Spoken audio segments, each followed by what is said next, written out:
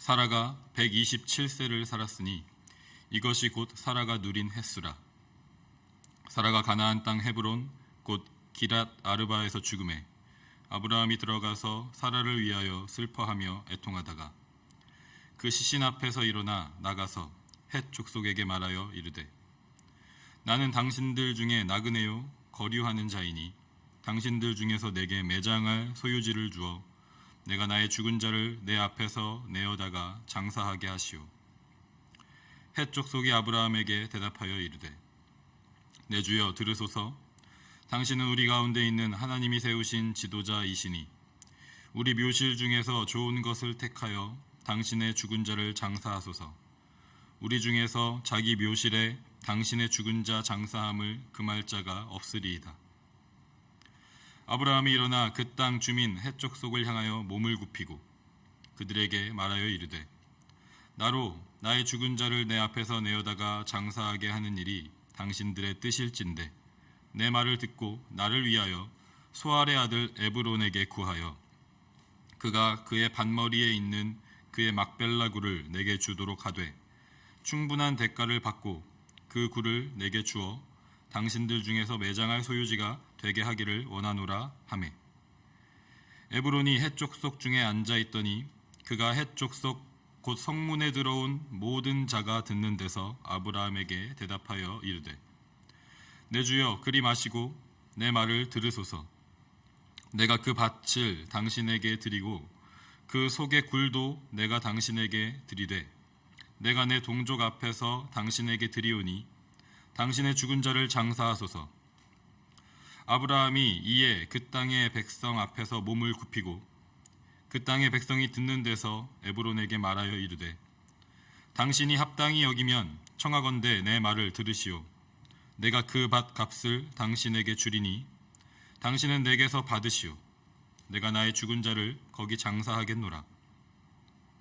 에브론이 아브라함에게 대답하여 이르되 내 주여 내 말을 들으소서. 땅값은 은 400세겔이나 그것이 나와 당신 사이에 무슨 문제가 되리이까. 당신의 죽은 자를 장사하소서. 아브라함이 에브론의 말을 따라 에브론이 헷 족속이 듣는 데서 말한 대로 상인이 통용하는 은 400세겔을 달아 에브론에게 주었더니 마므레 앞 막벨라에 있는 에브론의 밭 곧 그 밭과 거기에 속한 굴과 그 밭과 그 주위에 둘린 모든 나무가 성문에 들어온 모든 헷 족속이 보는 데서 아브라함의 소유로 확정된지라. 그 후에 아브라함이 그 아내 사라를 가나안 땅 마므레 앞 막벨라 밭 굴에 장사하였더라. 마므레는 곧 헤브론이라.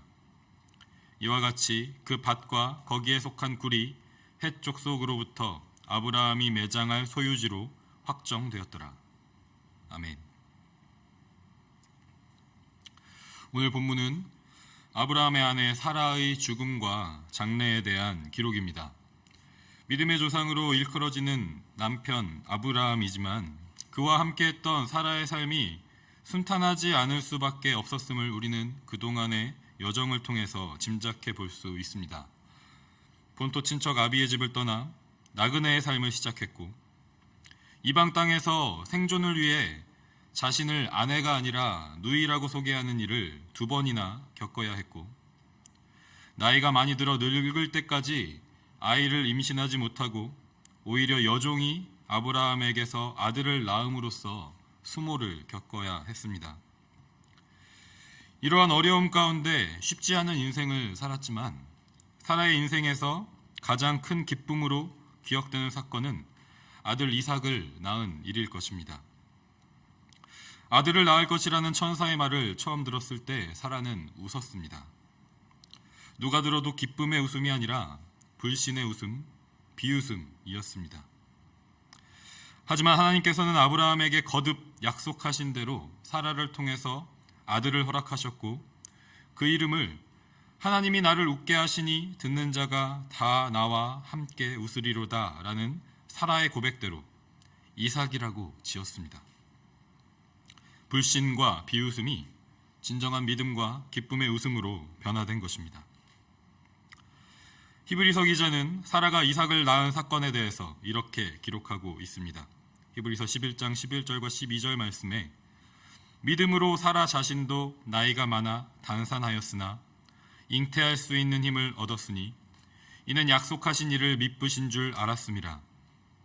이러므로 죽은 자와 같은 한 사람으로 말미암아 하늘의 허다한 별과 또 해변의 무수한 모래와 같이 많은 후손이 생육하였느니라. 아멘. 사라는 죽은 자와 같았습니다. 자신은 늙어서 이미 태가 닫혀 단산한 상태에서 생명을 잉태할 소망이 끊어졌다는 것을 누구보다 잘 알고 있었습니다. 그런데 그렇게 아무것도 의지할 수 없는 상황에서 신실하신 하나님의 약속이 성취되는 것을 경험했습니다. 죽은 것 같은 자신의 태의 문이 열리고 새 생명이 태어나는 것을 자신의 몸으로 직접 경험한 것입니다. 이 맥락에서 볼 때 오늘 본문에 기록된 사라의 죽음은 그저 슬픔과 절망과 애통만을 남기지 않습니다.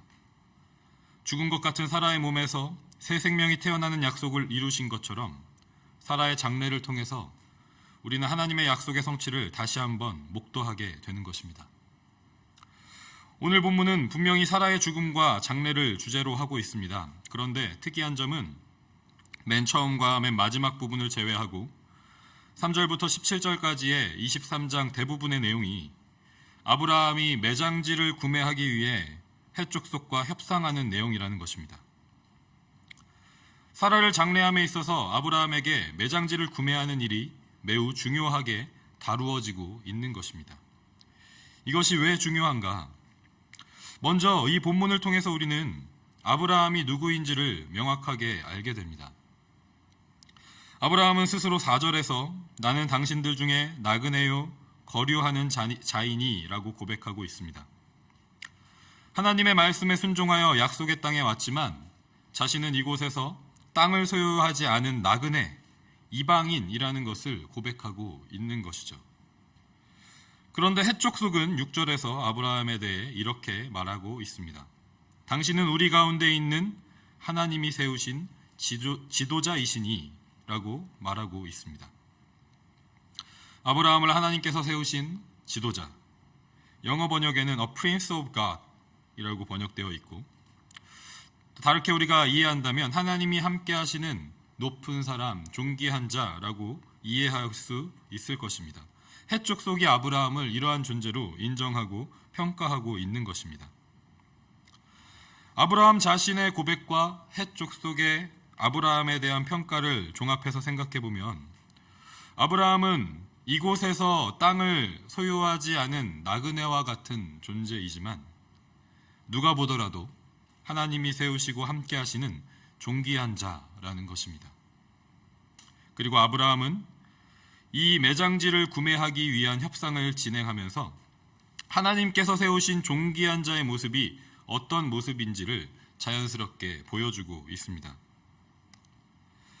하나님께서 세우신 존귀한 자는 자신의 몸을 굽힐 줄 압니다. 7절과 12절에 아브라함이 헷족속에게 몸을 굽히는 장면이 그려져 있습니다. 몸을 굽힌다는 말은 상대방에게 자신을 겸손하게 낮춘다는 의미입니다. 그런데 이 단어는 구약에서 하나님을 예배한다라는 말로도 함께 쓰이는 것을 우리는 알 수가 있습니다. 즉 아브라함은 하나님을 예배하는 자이면서 또 타인에게도 자신을 겸손하게 낮추는 사람이었다는 것을 나타내고 있는 것입니다. 또한 하나님께서 세우신 존귀한 자는 충분한 대가를 치를 줄 압니다. 아브라함이 사라를 장례할 매장지로 막벨라구를 팔 것을 요청했을 때 헷족속 사람들은 아브라함에게 매장지를 대가 없이 제공하겠다고 거듭 말하고 있습니다. 하지만 아브라함도 거듭해서 끝끝내 이를 거절하고 값을 치르고 매장지를 구매합니다. 사실 400세겔이라는 금액은 아브라함이 산 막벨라 굴의 가격으로는 과도하게 높게 책정된 금액이라고 해석이 됩니다. 그럼에도 불구하고 아브라함은 기꺼이 그 대가를 치르고 매장지를 산 것입니다. 그리고 이 땅은 아브라함이 하나님께로부터 약속받은 땅에서 유일하게 합법적으로 소유한 땅이 되었고 이후에 25장에서 아브라함 자신도 죽어서 이곳에 묻히게 됩니다. 이에 대해서 히브리서 기자는 또한 이렇게 기록하고 있습니다. 히브리서 11장 13절과 14절에서 이 사람들은 다 믿음을 따라 죽었으며 약속을 받지 못하였으되 그것들을 멀리서 보고 환영하며 또 땅에서는 외국인과 나그네임을 증언하였으니 그들이 이같이 말하는 것은 자기들이 본향 찾는 자임을 나타냄이라. 아멘. 아브라함과 사라는 그들의 자손들에게 하나님께서 약속의 땅을 온전하게 허락하시는 것을 보지는 못하고 죽었습니다. 자신들이 그 땅에서 외국인이고 나그네임을 고백했습니다. 하지만 그들의 진정한 소망은 그 땅에 있지 않음을 또한 알았습니다. 그들의 진정한 소망, 영원한 소망은 본향이 되는 하나님의 나라에 있음을 믿고 고백한 것입니다. 마틴 루서는 오늘 본문을 에베소서 2장의 말씀과 연결하여 해석을 했습니다. 에베소서 2장 19절 말씀에 그러므로 이제부터 너희는 외인도 아니요 나그네도 아니요 오직 성도들과 동일한 시민이요 하나님의 권속이라. 에베소 교회 교인들이 이제부터는 외인도 아니고 나그네도 아니고 성도들과 동일한 하나님 나라의 시민, 하나님 나라의 가족이라고 말하고 있습니다. 이것이 가능한 이유는 예수 그리스도께서 십자가에서 유대인이나 이방인이나 모든 죄인들의 죄값을 치르셨기 때문입니다. 사실 예수님의 죽음은 과도한 대가이죠. 흙으로부터 온 먼지와도 같은, 안개와도 같은 우리들을 위해서, 아무것도 아닌 것 같은 우리 존재들을 위해서 하나님의 아들이 죽으신다는 것은 말도 안 되게 큰 대가인 것입니다. 그런데 하나님께서는 그 과도한 대가를 치르시고 우리를 죄에서 구원하신 것입니다. 아무도 뭐라 반론을 제기할 수 없도록, 그 어떤 법적인 문제도 제기할 수 없도록 우리의 죄가 완전하게 사해졌음을 확정하신 것입니다. 오늘 본문에서 아브라함도 과도한 값의 매장지를 구매함으로 그 땅이 자신의 소유지가 되었음을 확정받았습니다. 이처럼 말도 안 되게 어마어마한 값으로 예수 그리스도의 십자가 죽음으로 죄사함의 은혜를 받아 영원한 죽음에서 영원한 생명으로 옮겨진 우리가 그 믿음을 확정하는 방법은 무엇인가? 예수님께서 이렇게 말씀하십니다. 마태복음 13장 44절에 우리가 잘 아는 말씀으로 천국은 마치 밭에 감추인 보화와 같으니 사람이 이를 발견한 후 숨겨두고 기뻐하며 돌아가서 자기의 소유를 다 팔아 그 밭을 사느니라. 우리의 믿음을 확정하는 방법은 본회퍼가 말한 것처럼 천국의 은혜를 값싼 은혜로 만들지 않는 것입니다. 하나님께서 자신의 모든 것을 바쳐 우리를 구원하시고 사랑하신 것처럼 우리도 우리의 모든 것을 다해서 하나님의 나라를 사모하는 것입니다. 우리는 이 땅에서 소유한 것이 없는 나그네와 같은 인생이지만 하나님께서 세우신 존귀한 자임을 기억하기를 원합니다. 예수 그리스도께서 십자가 죽음으로 확정하신 은혜와 사랑을 우리의 믿음으로 확정하는 삶을 살기를 원합니다. 그 삶은 이 땅의 것에 미련을 두지 않는 삶인 줄 믿습니다. 우리를 하나님과 사람 앞에서 겸손하게 낮추는 삶인 줄 믿습니다. 또한 갚을 수 없는 십자가 은혜이지만 그것을 당연한 것으로 여기지 않고 우리도 우리의 삶을 들여 말뿐만이 아닌 행함으로 우리의 믿음을 살아내는 삶인 줄 믿습니다. 이 아침에 우리가 이 말씀 가운데 하나님께서 확정하신 그 하나님의 사랑과 은혜에 반응하고 응답하는 우리의 삶으로 우리의 말과 행동을 모두 담아서 하나님 앞에 드리는 우리의 믿음으로 하나님께서 주신 그 사랑과 은혜를 확정하는 그 믿음의 삶을 함께 살아가는 그 길을 함께 걸어가는 우리 믿음의 공동체가 되기를 주님의 이름으로 간절히 소망하고 축복합니다.